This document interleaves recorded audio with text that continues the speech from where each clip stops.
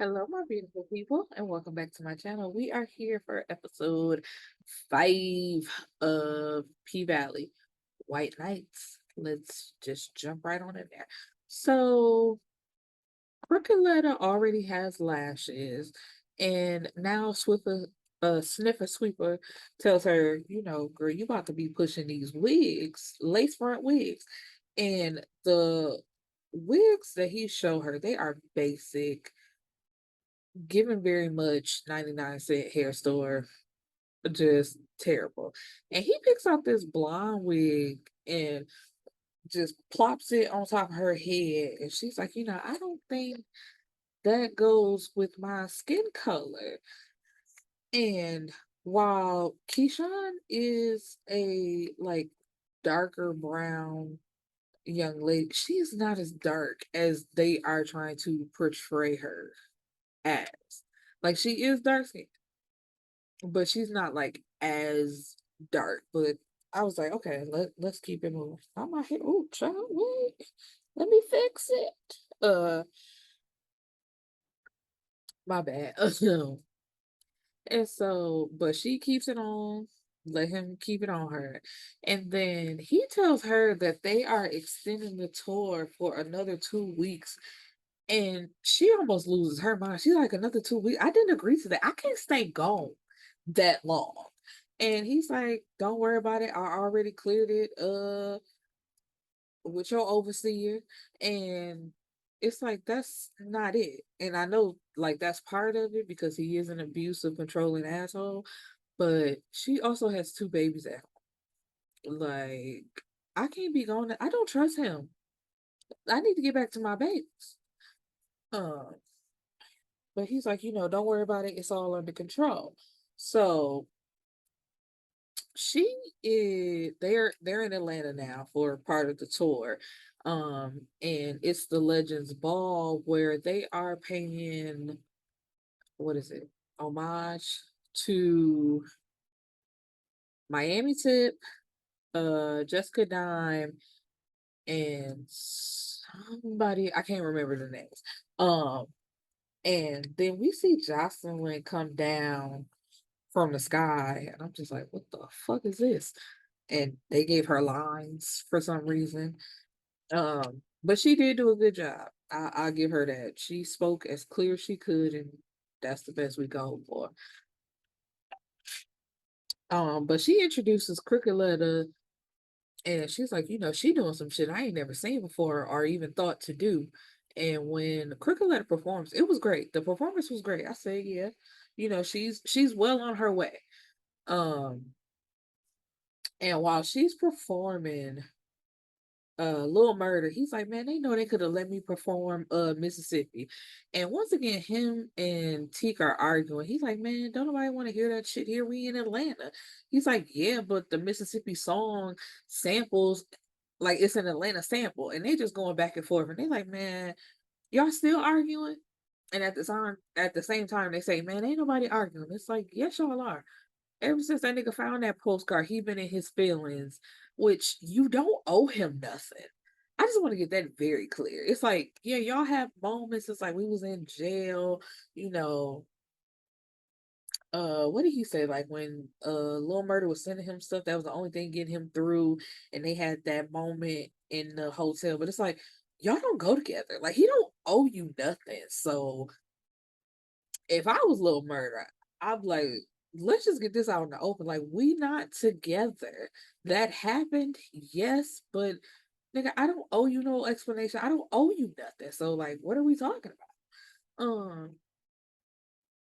But then we go back in time. Oh, I forgot to mention. Uncle Cliff is narrating the whole episode. Um, and we go back in time to like, I guess what you would call the beginning of Crooked Letter story. Well, really not the beginning because she's in high school. But she met Derek at cheerleading practice. She was trying out and she couldn't land a cheer or something and she fell. And you know how you have that moment where it's like, oh, somebody standing over you. It was him. and that's the first time she met him, and he's trying to give her some encouraging words because she hurt herself, and she moves over to the bench. And right after she messed up her tryout, here come her sister, well, her stepsister, whose name is Alicia, who just completely shows her up. And whatever the move is called, because I forgot that too. Um, when they oops, excuse me, when the other like cheerleaders move out the way, it's Derek there holding the stepsister on one hand and then holding somebody else on the other hand. And it's like, why are you so strong? To be able to hold both of them up on each hand individually, like to hold a whole person in the palm of one hand, like no way. They should have known something right there. Like, what you doing? You too strong. Something ain't right. But as Crickletter is sitting on the bench on the side, a football player who is the same complexion, if not darker than her, asks her why she's sitting in the sun because she's gonna like turn into a burnt piece of chicken or something like that. I'm like, I'm sorry. And it's like, it's like that. Sadly enough, it is truly like that. You, especially, ooh, I learned this from TikTok. Even kids this day and age, like you ask them what type of girls they like, and it's young men as dark as my t-shirt, and they like, we don't do the dark skin. It's like, baby, you are the dark skin that you don't do. What is you talking about? But anyway, Derek like intervenes and is like, I don't know what he talking about, but you're beautiful. And then they start messing with him about being a cheerleader. And it's like, what you gonna do? And the guy who called Keyshawn the burnt chicken, he then spits on Derek. And rightfully, this is the only time I am going to agree with Derek. Well, Derek's actions, I should say. Because Derek whooped his ass. He, like, I said, the nastiest thing you can do is spit on somebody. Like, so, but while he whooping on him, here come two other football players, like, pulling him off. So it's like he pushed the other one, then he hit this one, then he go back and hit that one, then he back down on the ground, like, uh, uh, uh, and it's just like, in that moment, and I know she's young, but it's just like something should have clicked right then. It's just like, first of all, you could hold these two heifers up in the palm of each hand, and then you got all this aggression to fight him like that. Something ain't right. Something just ain't right. Um, so the way the storyline flows, Crooked Letter is Cinderella. That's the way her life was. She has a new stepmother, like a younger stepmother, and she has two stepsisters, Alicia and Veronica. Now, when we did the review over on the Collective Three, we could not remember her name for nothing. So I went back and watched the episode again because I was like, that's kind of messed up that we didn't know her name. But they in the kitchen one night, which I don't understand why. But she's making the stepmother, she's making Crooked Letter do Veronica's hair. And she has long, pretty hair, but y'all could have did that weave better than that to make it seem as if it's her actual hair. Cause like I said, going back and watching it again, it's like you could see her leave out on the side right here where her actual hair stops like right here, because it's like apart from the weave, as well as like the little hump that's in the front. You could tell her hair stops about how where my fro is. If no, I think hers was a little bit longer actually. I'm just like, y'all didn't even blend that in well to make it seem like it was her hair. But in the midst of the new stepmother talking about it's hard raising two daughters, and Crooked Letter corrected her like three. You're raising three. I'm like standing right here. She's like, oh yeah, I gotta remember that part. But anyway, with the curling iron, you hear the sizzling, and when she pulls it away, she done burnt the girl hair off. So stepmama comes from around the counter and it's like, look, you done messed up the one thing that made her beautiful. And then she stopped. It's like, girl, you done said it already. Like, and we all heard you. And Crooked Letter, she's like, I can fix it out. I can do a quick weave. And she's like, unlike you, she doesn't need weave. And it's just like, child, not the way y'all got her up here looking. She do need a weave. Um, but somehow that turns into her hair now in a mullet hairstyle that was ugly. Nobody, Rihanna. Okay, I was gonna say nobody has ever pulled that hairstyle off to where I liked it, but then I forgot Rihanna existed for some reason, and I can pull up a few pictures where she looks amazing. Um, but also it's like Christmas, it's around Christmas time, it's time for a ball where they have the black version and then they call it the cracker toe. So you either going to the nigga toe or the cracker toe, where it's a school dance where it's segregated. And so Keyshawn wasn't going to either one because when the girls were dressed and taking the pictures with their dates for the dance, she's over on the sideline in pajamas and she got herself a bowl of cereal. And her daddy is like snapping away at these photos. Ooh, back it up, back it up, back it up. Let's go before that. So they were putting up the Christmas tree. And Alicia was showing Veronica, like, look who just slid in the DMs asking me to the dance. And then they turned to their mama, like, how did James pull you? And she says, well, you know, I served him a drink on the plane. And Keyshawn is like, you forgot the part where you served his wife first. And so stepmom is like, I know that's how you remember it, or that's how you think of the situation, but you don't know everything, so don't speak on what you don't know. And Cricoletta tells her, I know you turned from a home wrecker to a homemaker. And stepmama takes mashed potato, like she scoops up mashed potatoes in her hands and throws them at her and tells her to go to her room. And Cricoletta, I think it was like a salad. She took the salad and tossed it back at her and was like, "Oh, you got me all the way fucked up. I know I made up here bougie, but I'll pull out a Beretta." And it's like, girl, you don't even sound right saying the shit that you saying. You ain't pulling out nothing. Um, because at the end of the night, when the daddy do come home, you hear stepmama yelling, "She will respect me," or she gonna go back. What with her tacky or her ghetto mama or something like that, and she just sitting in the room hugging a teddy bear. Cause I would have ran out. I'd be like, what? What happened? And if I don't respect you, what? And talk about my mom one more time. Cause we can take it there. Cause I'm trying to understand why it's not even an argument because you don't hear nobody voice but the stepmom. Daddy ain't stepping in defending her or nothing. But it's like, why would he? The nigga left his wife for somebody else. And cause I'm like, oh, she knew she was lying. The way she said I served him a drink and that was it, you just know, like, bitch, no, you did. No, you did. Um, but yeah, so the night of the dance, while she's snapping pictures, while she's taking pictures, because the daddy tells her, come over, take the picture so he can jump in between the two girls with their dates.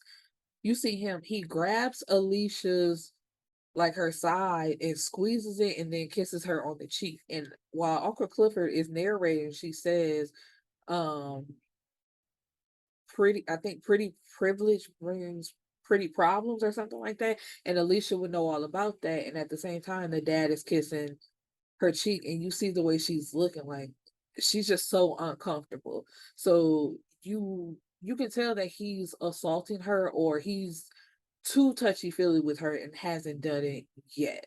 But while she's snapping pictures, like Crooked Letter can see that through the lens and she sees what's going on.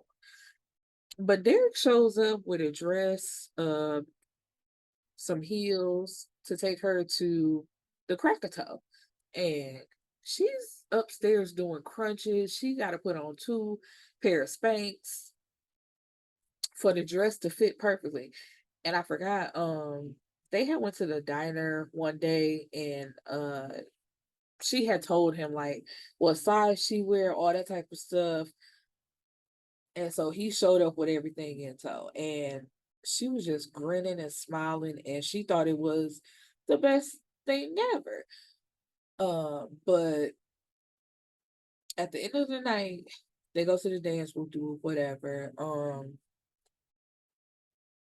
Crooked Letter finds out that Derek is being abused by his father because he has a mark on his cheek, and he told her it was from practice, but kind of find out the dad is hitting him. So they go to the back of his car and they have sex for the first time.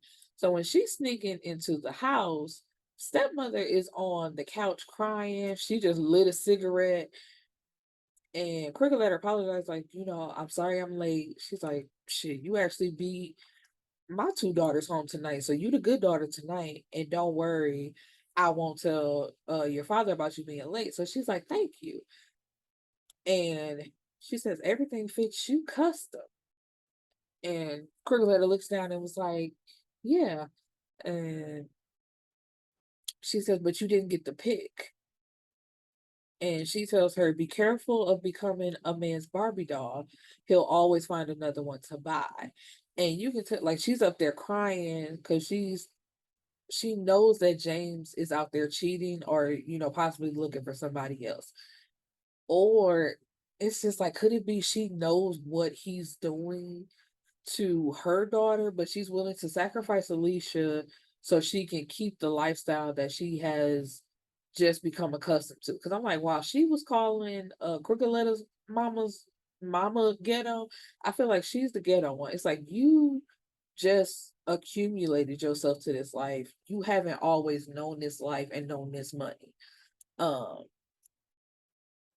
and it's like she's also warning her, like, that seems nice and it seems like it's sweet that he picks out your clothes to tell you what to wear and how you should look, but it ain't all that it's cracked up to be. And when she turns around to walk away, then it turns back into what is it, present time. And she got all this money from her performing at the Legends Ball, and they just having a good time. They smoking and uh you know doing the game where they wink at each other and somebody dies, and Undertaker winked at her and she fell on the floor, and this money everywhere. That girl made a killing up there. um it's still tension between Murder and Teak, and it's just like, oh my god. And Crooked Letter and Undertaker look at each other like it's subliminal, like, are these niggas fucking? I think these niggas are fucking. Um, and the way it popped up on the screen, I said, man, go away, all of y'all. Uh, so wrong, wrong. Sniffer Sweeper tells Keyshawn to get the money ready because they going to a party with Jocelyn. Um, and to meet him in his hotel room. So when she gets up there, this is when he tells her, the wig deal fell through, but look at these stripper heels. And Crooked Letter tells him, I would rather have the wig line because, you could sell that to anybody. Everybody always needs hair, but these heels specifically, that's only a small group of people who gonna buy them, and not them type of heels anyway. Because I'm like, most of the strippers that I follow or that I see, they gotta have something like around their ankle to support that heel. Just sliding that heel like that, them ain't gonna sell too much anyway. Um, but then Sniffer Sweeper becomes very much like a pimp. He's like, all of this shit is pending what I do for you. Now it's time for you to do something for me. And he's like, so you can dance for all them out there, but you can't dance for me. You not gonna dance for me. And she's like, no, nigga, I sell a fantasy. I make them think that they're in control, that they might get something from me, but they never get it. And I get to walk away. And he attempts to assault her, but she knees him in the nuts and gets away from him. And she runs straight to Undertaker. And she has like one boob out, but he gets her in there, wraps her up, and he's like, what happened? What's going on? And the way she words it, she says he tried to fuck me. And I'm like, baby, that no. He tried to rape you. It's a word for that. Um, and how could I forget that? Snipper Sweeper shows her and tells her that he has a video of Murder and Teak having sex. So when she tells that to Wody, he's just like, dang. So Crooked goes home. She's like, I can't do this. I'm not, of course, she's not working with him anymore. So she goes back home. And when she gets there, what's the baby's name? Jaden. She tries to touch him and he's just crying. Like, she's like, what's the matter? Anyway, so she takes the baby to the hospital. And the doctor's like, it's some type of condition. It happens to babies all the time. And his elbow is dislocated, but he's saying it's something else. But when the baby's shirt raises up in the back a little bit, the the nurse who's looking on the side, or another doctor,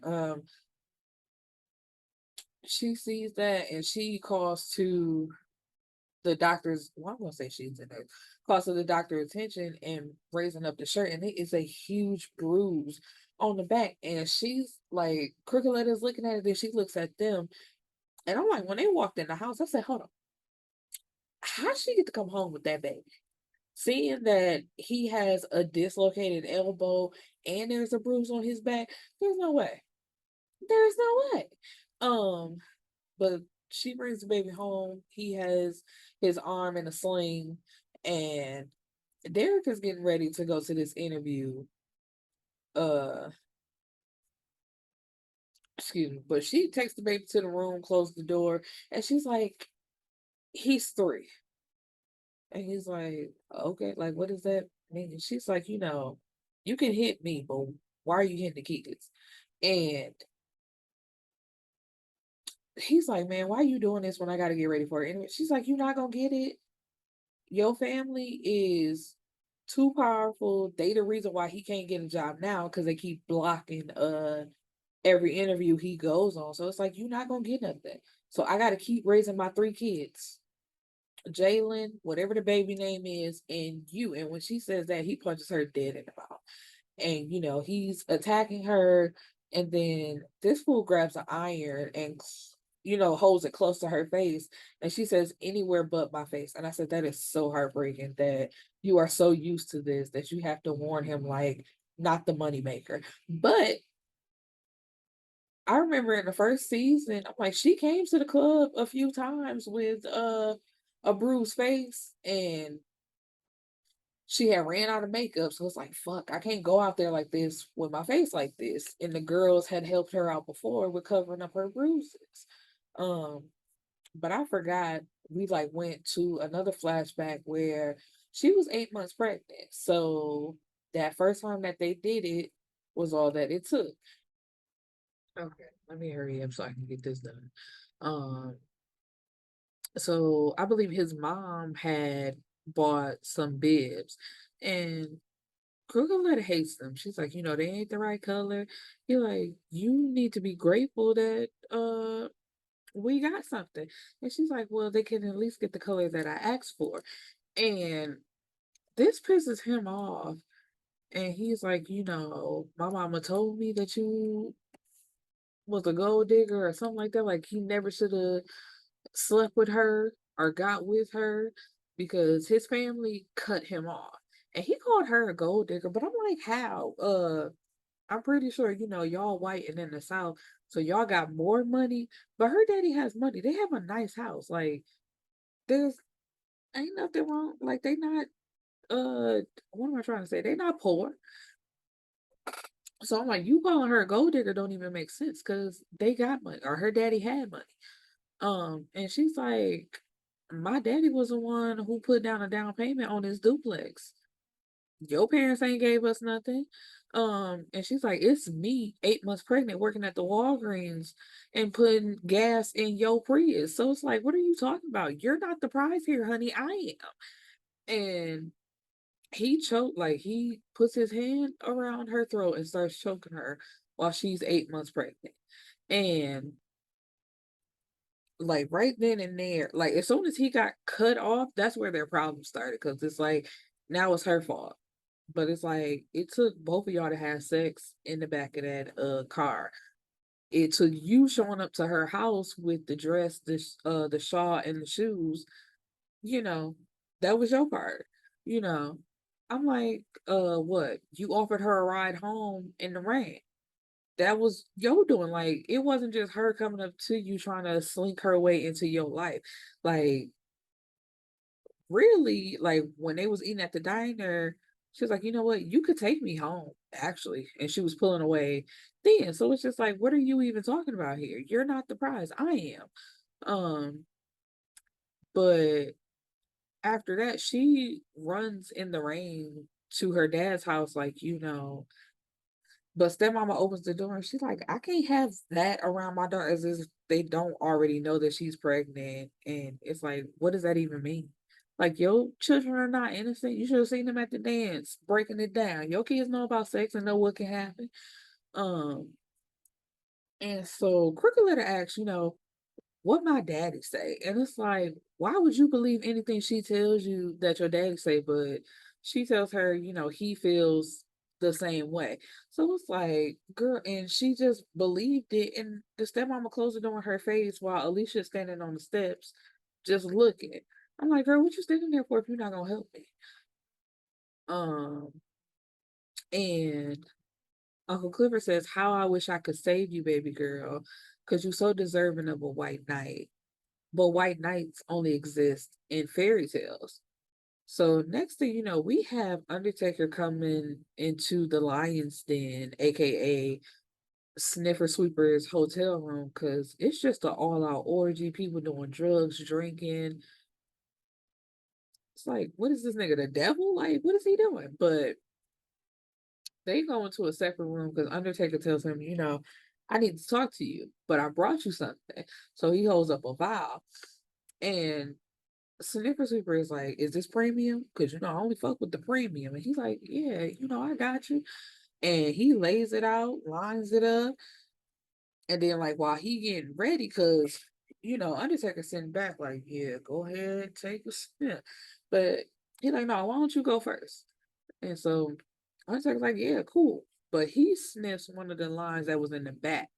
And everybody, like, didn't Rome notice that he didn't take what he gave him? I'm like, I don't think it's the fact that it wasn't what he gave him.